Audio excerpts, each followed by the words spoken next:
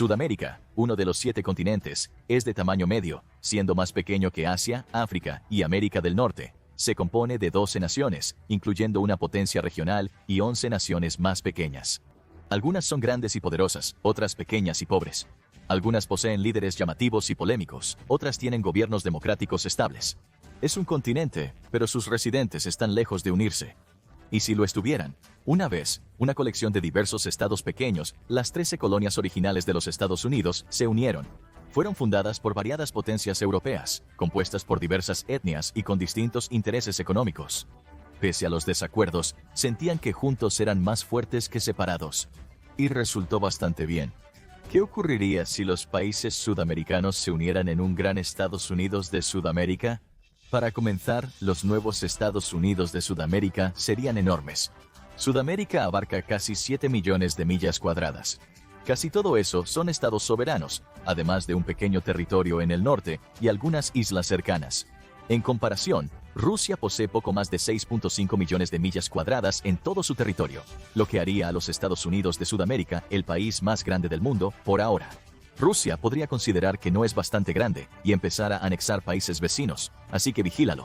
Pero la masa terrestre no siempre equivale a poder, o Canadá tendría mucho más influencia. ¿Cómo se compararía este nuevo país en otras áreas?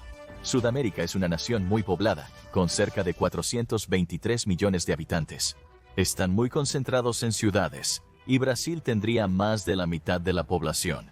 Aunque Estados Unidos tiene cerca de 332 millones de habitantes, Sudamérica estaría entre los 3 países más poblados si se uniera, pero aún así, no alcanzaría a los 2 primeros.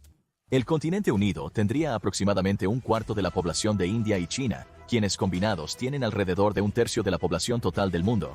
Pero las personas por sí solas no equivalen a poder. Varios países densamente poblados enfrentan serios problemas de pobreza. Entonces, ¿en qué otra área se destaca Estados Unidos de Sudamérica? El dinero mueve al mundo. Así, para evaluar el poder de este nuevo país, debemos considerar su riqueza, la cual se determina principalmente por su Producto Interno Bruto. Estados Unidos encabeza el grupo, seguido muy de cerca por China. El tercero es Japón, con cerca de un cuarto de la producción anual china. Es una carrera entre 2 con los demás muy atrás. Sin embargo, la unión de 12 naciones podría proporcionarles una oportunidad. El Producto Interno Bruto nominal de Sudamérica, de aproximadamente 3.6 billones de dólares, lo ubica en quinto lugar detrás de Alemania. Sin embargo, al igual que la población, la mayoría proviene de Brasil, que representa más de la mitad del Producto Interno Bruto continental. Así, los Estados Unidos de Sudamérica serían una nación grande y económicamente fuerte. ¿Y la gente? Normalmente, lo que une a las personas de un país es su idioma. No obstante, cada vez más vemos países multilingües hoy en día. Estados Unidos no tiene un idioma oficial, y los enclaves de habla hispana son cada vez más comunes. Es probable ver cantonés y mandarín conviviendo con el inglés en el Chinatown de Nueva York. Sin embargo, aún en la mayoría de estos lugares existe un idioma central, pero no en todos. Algunos países como Suiza tienen varios idiomas oficiales, y la situación sería aún más complicada en Sudamérica. La historia moderna de Sudamérica se escribió en gran medida cuando los colonos europeos llegaron, alterando el entorno de la sociedad indígena. Trajeron sus idiomas, pero al igual que en otros continentes, no solo trajeron uno. Diferentes partes del continente fueron colonizadas por diferentes países. Hoy, el idioma principal en Guyana al norte es el inglés, y en Surinam justo al lado, es el holandés. La Guayana francesa, territorio francés, habla su lengua materna.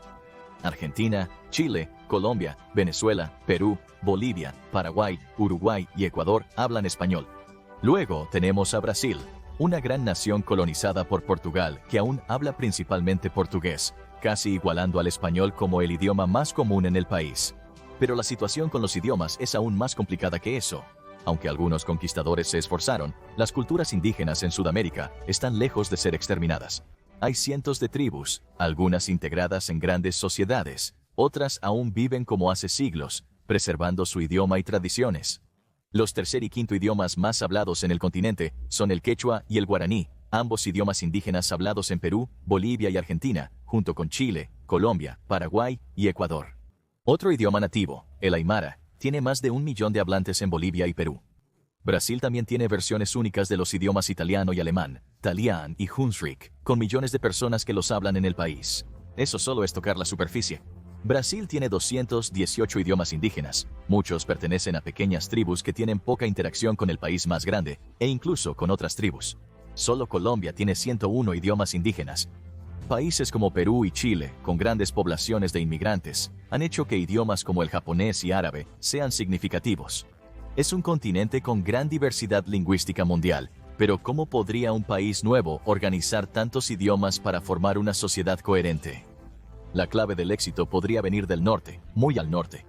En Canadá se habla principalmente inglés, pero en Quebec prevalece el francés.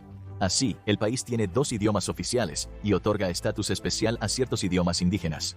En gran parte de Canadá, el francés aparece junto al inglés. Casi todas las palabras en una simple bolsa de dulces estarán traducidas. Si vas a Quebec, verás francés en todos los letreros. Una estrategia similar podría ser efectiva para Sudamérica, con español y portugués, ambos con más de 200 millones de hablantes y como idiomas oficiales del país. Con el incremento de viajes entre regiones por las fronteras abiertas, ambas partes compartirían espacio en documentos y letreros para evitar confusiones al cruzar inadvertidamente la frontera a Brasil durante una juerga. Pero eso solo raspa la superficie. Surinam y Guyana, con idiomas primarios diferentes, podrían causar un problema. Para prevenir malentendidos, se consideraría añadir inglés y holandés como idiomas con estatus especial, además del quechua y el guaraní. El uso de 6 idiomas oficiales en documentos oficiales en una unión de 12 países con más de 10 millones de hablantes combinados puede parecer desafiante, pero requiere esfuerzo. Pero eso no es nada frente al siguiente problema que probablemente enfrentará esta nación. ¿Cómo sería un gobierno de una Sudamérica unida? Podría haber menos retos comparado con otros continentes. Freedom House indica que América Latina está gobernada por democracias libres. 2/3 de los países del continente son libres. Bolivia, Paraguay y Colombia son considerados parcialmente libres, con democracias conflictivas y algo de caos político, incluyendo un reciente golpe en Bolivia tras el intento del presidente de eliminar los límites de mandato. Su partido luego ganó las siguientes elecciones sobre las personas que lo derrocaron y metieron al nuevo presidente en prisión. Aún así, 11 de los 12 países sudamericanos suelen votar. Pero siempre hay una excepción. Bienvenidos a Venezuela, uno de los países más problemáticos del mundo. Escogió a su primer mandatario de izquierda a inicios del 2000, pero tras la muerte de este y su reemplazo por Nicolás Maduro, su sucesor, la situación se deterioró rápidamente. Aunque el país sigue siendo teóricamente una democracia, cada vez menos personas creen en esto.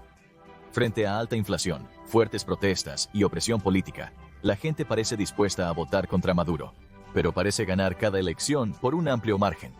Cuando la oposición controló la legislatura e intentó destituir a Maduro, él los detuvo de inmediato. El Tribunal Supremo continúa otorgando nuevos poderes, reescribe la Constitución y varios líderes opositores han sido encarcelados. Muchos países occidentales reconocen al líder opositor como legítimo líder de Venezuela, pero Maduro no parece dispuesto a renunciar pronto. Entonces, ¿cómo integras esto en un solo país? Con cientos de años de independencia y el desarrollo de culturas separadas, sería casi imposible desmantelar las diferencias culturales y políticas entre los 12 países. Entonces, un posible modelo que podría implementarse sería algo parecido a la República de 50 Estados de los Estados Unidos y la Confederación creada en la Unión Europea, permitiendo que cada antiguo país o estado mantenga el control de sus propias políticas internas mientras se establece un sistema más grande de leyes que gobernaría a todos ellos. Una legislatura central contendría representantes de los 12 países que estarían ponderados por población. Por lo tanto, Brasil podría tener más influencia en los asuntos continentales, aunque es probable que los países hispanohablantes formen un bloque para reforzar su influencia. Y esto crearía una solución al problema de Venezuela. Si Venezuela aceptara unirse a la mayor Unión Sudamericana, tendrían la oportunidad de enviar representantes a los órganos de gobierno más amplios del continente, y es probable que Maduro permanezca como el gobernador de la región. Pero un gran poder implica una gran responsabilidad, y todos los países, incluyendo Venezuela, deben cumplir con las leyes aprobadas por el legislativo, especialmente las relacionadas con la libertad de reunión y la supervisión del proceso electoral. Si los observadores nacionales supervisan la elección, la oposición podría tomar el poder, y Maduro podría ser arrestado por las autoridades federales, si sigue socavando la democracia en su región. Pero ¿dónde estaría ubicado realmente este legislativo? Las naciones tienen enfoques variados para sus capitales. Algunas ciudades como París y Londres son las más grandes de su nación y básicamente representan al país. Otras como Washington, Distrito de Columbia, son menores y enfocadas principalmente en asuntos gubernamentales. En Estados Unidos, el Distrito de Columbia es un distrito que no pertenece a ningún estado. Todos estos factores deben considerarse al seleccionar la nueva capital de Sudamérica. Buenos Aires y Sao Paulo en Argentina y Brasil son las ciudades más grandes del continente y podrían tener un sólido argumento para el honor, si así lo desean, pero como las naciones más grandes del continente, terminarían peleando por tener la capital continental en su país. Así que la mejor apuesta podría ser elegir una ciudad de una nación más pequeña. Se deben considerar varios factores para esta elección. Las principales ciudades sudamericanas enfrentan graves problemas de delincuencia por pandillas y narcotráfico. Sería un gran riesgo de seguridad alojar las legislaturas del país en ellas. Venezuela está descartada por su inestabilidad política, y Colombia, por los serios problemas de seguridad causados por conflictos entre las Fuerzas Armadas Revolucionarias de Colombia y grupos paramilitares, a menudo respaldados por el gobierno. Lima, Perú, una de las mayores ciudades del continente, con una tasa de criminalidad moderada, sería un buen candidato. A pesar de los problemas de crimen callejero, la ciudad tiene una tasa de asesinatos mucho menor que la mayoría de sus vecinos. Pero ¿cómo se vería realmente esa legislatura?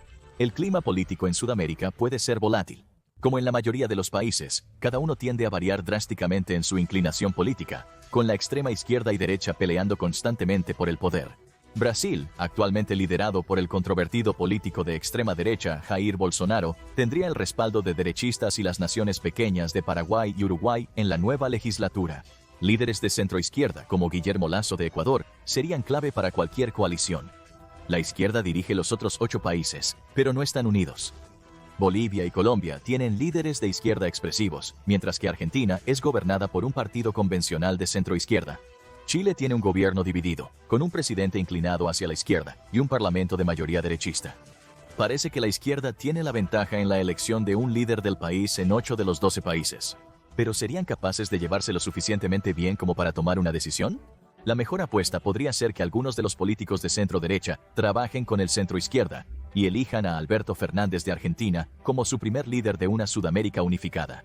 Por supuesto, se avecina una elección en Brasil, y si Bolsonaro pierde su reelección frente al expresidente de izquierda, Luis Inácio Lula da Silva de Brasil, cambiaría toda la distribución de poder en el país y daría a la izquierda el control absoluto sobre la legislatura y la dirección del continente.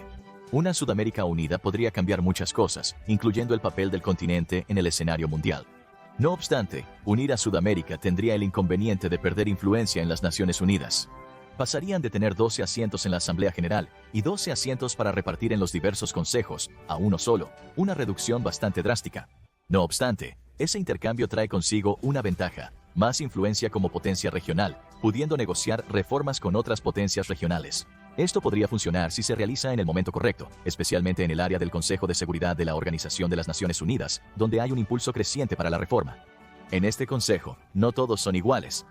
El Consejo de Seguridad de la Organización de las Naciones Unidas, creado tras la Segunda Guerra Mundial, es único, ya que confiere poder de veto a las naciones más poderosas: Estados Unidos, Rusia, China, Reino Unido y Francia. Todos estos fueron miembros de los aliados durante la Segunda Guerra Mundial, y son algunos de los países más poderosos del mundo. Alemania y Japón fueron excluidos por estar del lado equivocado, y otras potencias regionales no fueron consideradas entonces. Hoy muchos argumentan que esto es un vestigio pasado, y debería extendido a naciones emergentes, o abolir completamente el poder de veto. Los nuevos Estados Unidos de Sudamérica podrían unirse con potencias regionales, incluyendo India, Sudáfrica y Egipto, para pedir reformas. ¿Y en su frente interno? ¿Cómo sería el ejército unificado de Sudamérica? Todos los 12 países de Sudamérica poseen ejércitos, aunque algunos son más grandes que otros. Sin sorpresa, Brasil posee el ejército más grande de Sudamérica, con aproximadamente 1.7 millones de militares en servicio activo y reserva, siendo el 8º más grande del mundo. El ejército activo de Colombia es grande, pero su escaso número de reservistas lo limita a un total de 330.000, posicionándolo en el lugar número 20. Aunque los demás países tengan ejércitos menores, combinados, Sudamérica contaría con unos 3.6 millones de personal militar, siendo el 6º ejército más grande del mundo. Pero los números no siempre implican fuerza. Sudamérica ha logrado mantenerse en gran medida alejada de las grandes guerras globales. Aparte de algunas escaramuzas menores, la mayoría de sus conflictos militares son internos, como el conflicto regional de décadas de Colombia con las Fuerzas Armadas Revolucionarias de Colombia. El último gran conflicto internacional de un país sudamericano fue la Guerra de las Malvinas, donde Argentina perdió decisivamente contra Gran Bretaña. Además, ninguno de los 12 países sudamericanos tiene armas nucleares o un programa nuclear, y se prohíbe a los nuevos países unirse a la familia nuclear debido al Tratado de No Proliferación. Por lo tanto, no es probable que Sudamérica sea vista como una potencia militar global de inmediato, ni tendría una razón para querer serlo.